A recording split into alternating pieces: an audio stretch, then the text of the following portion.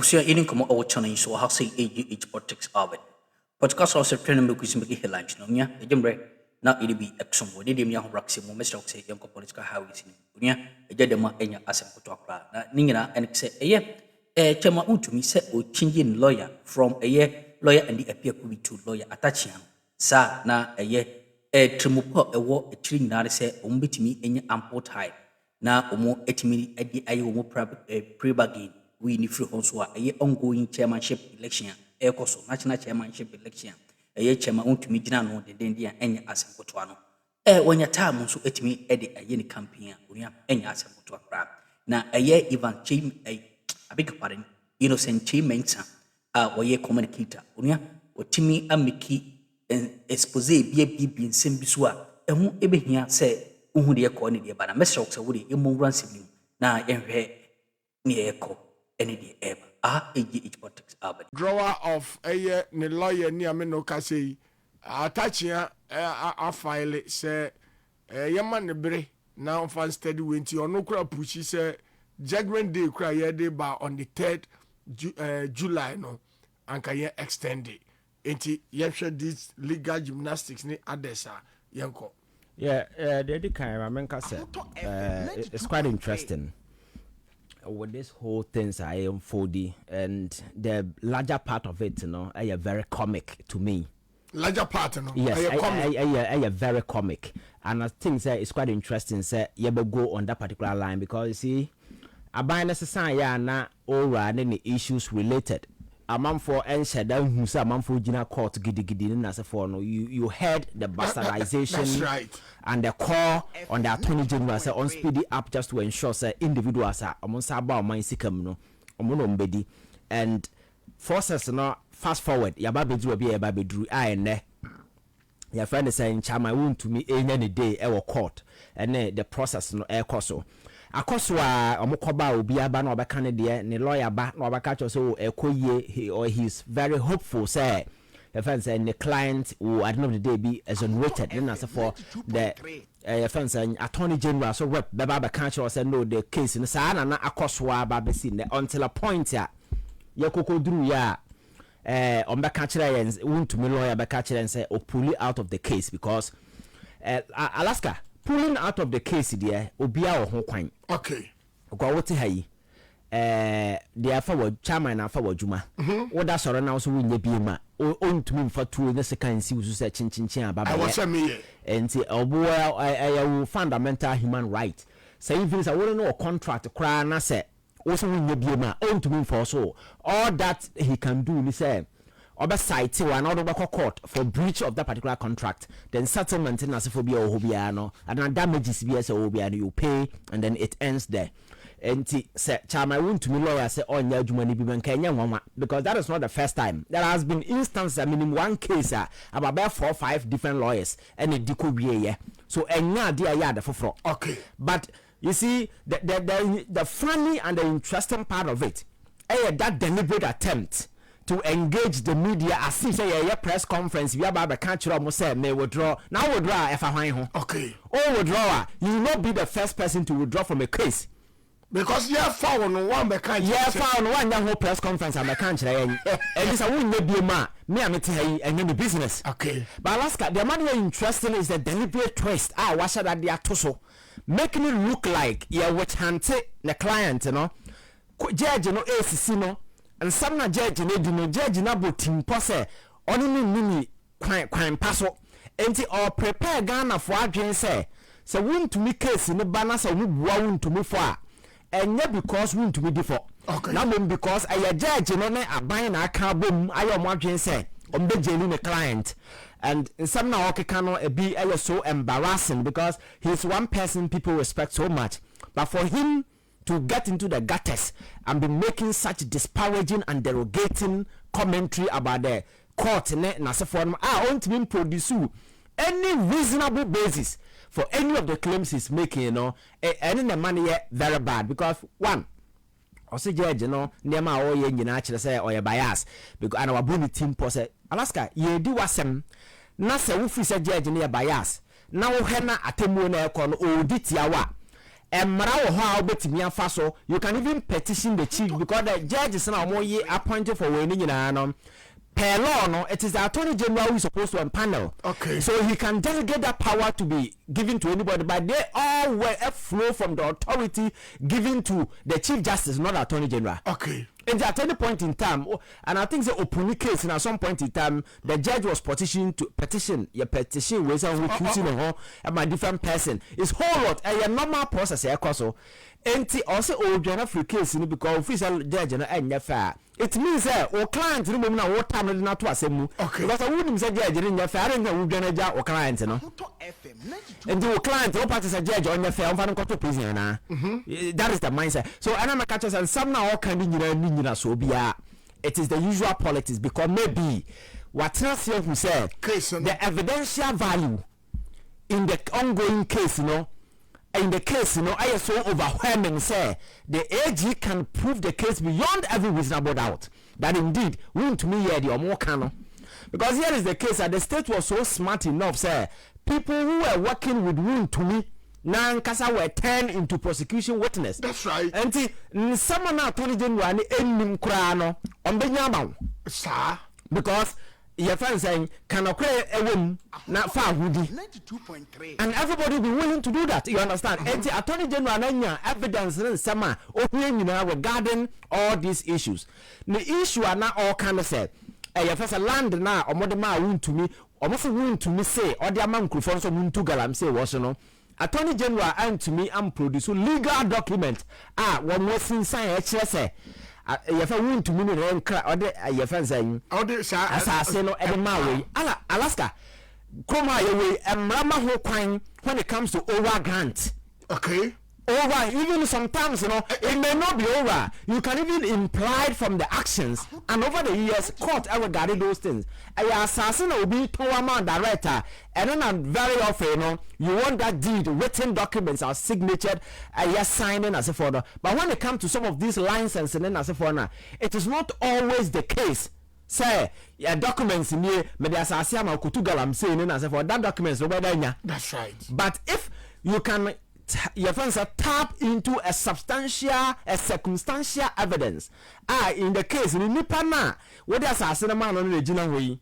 Also, or the mamma, sending from to Galam say, Namay Dumamano, also on Jessica Mamma, and to mean for mean to Galam say, I'm in Fantameka. Evidence may know your chance idea way. Meanwhile, in one breath, Uji to say Hoya Wodia. Exactly. Another breath, no.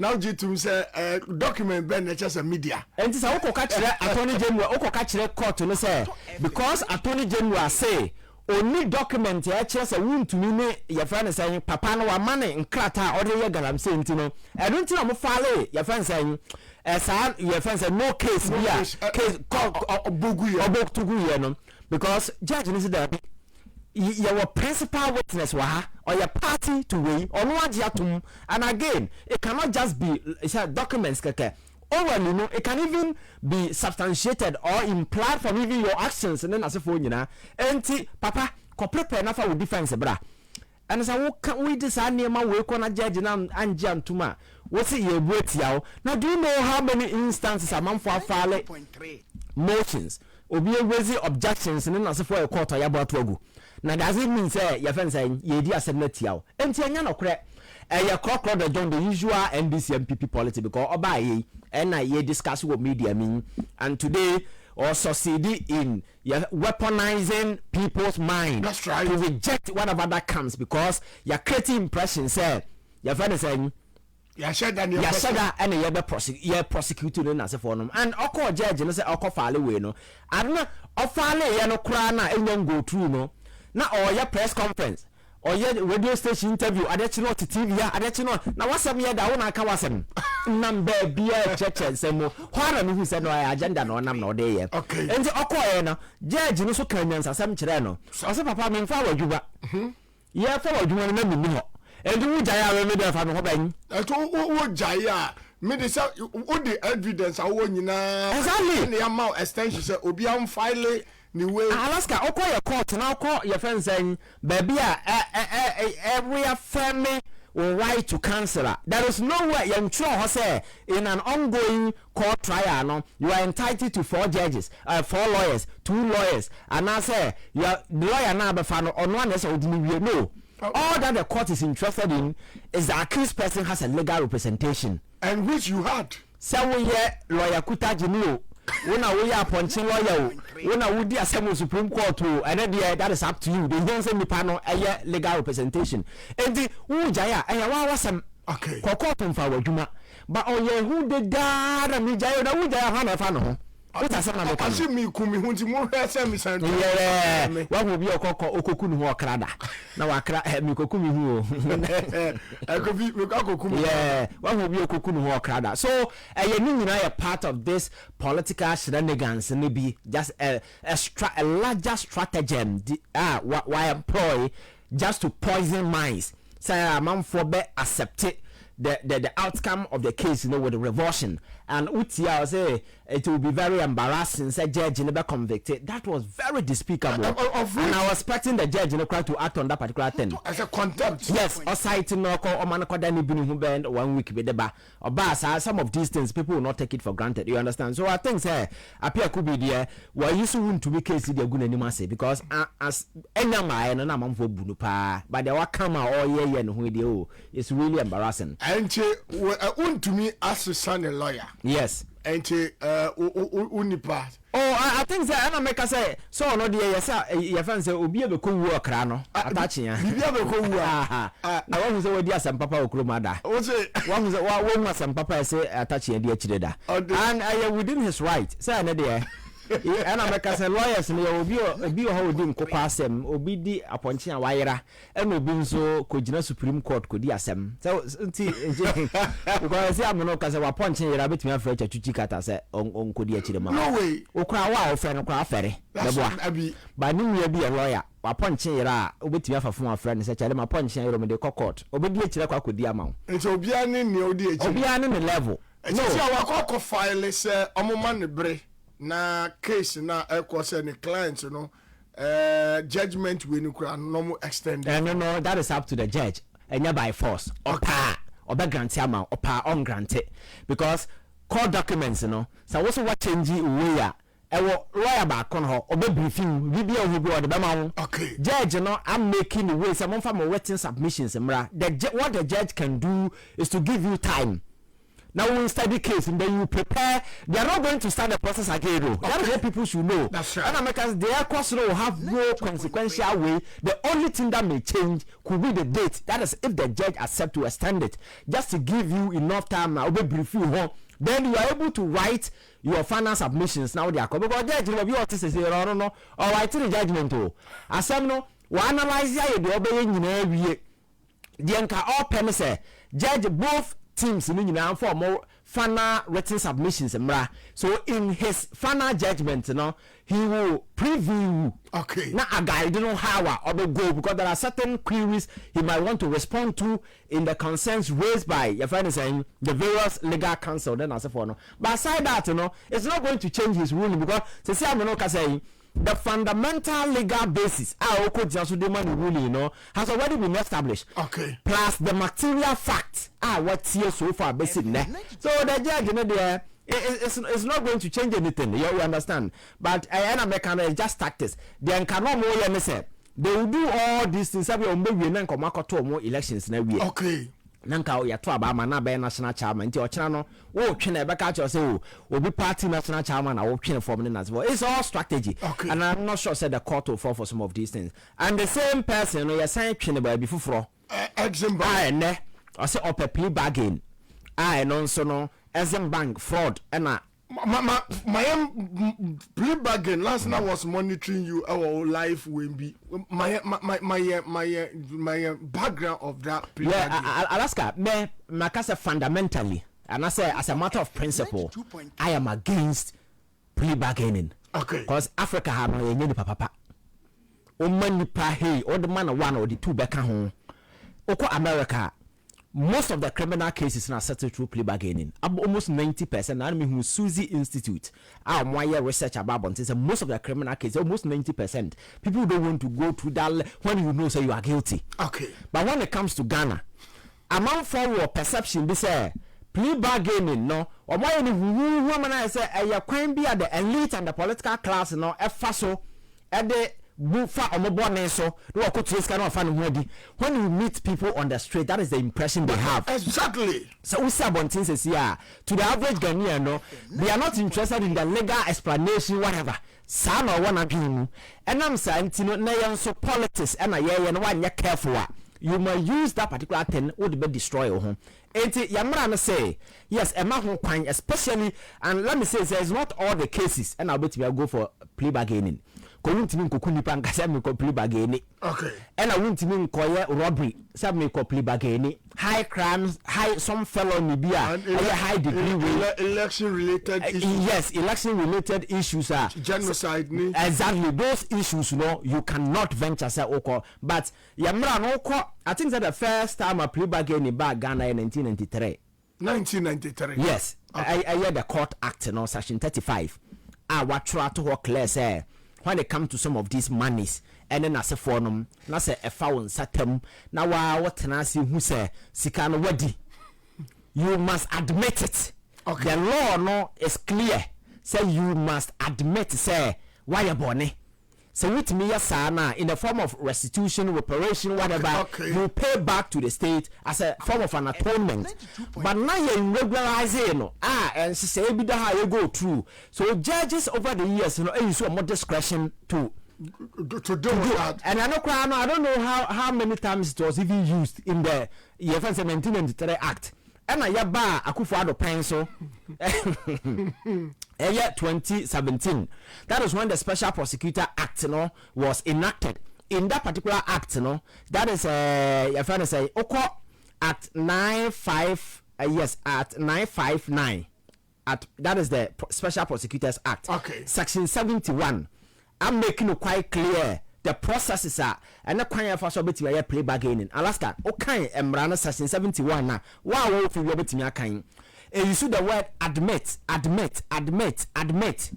Meaning that you need to admit. Okay. Say, Bonin why because the state, the only your friend is saying where a state betting your punish you be the court.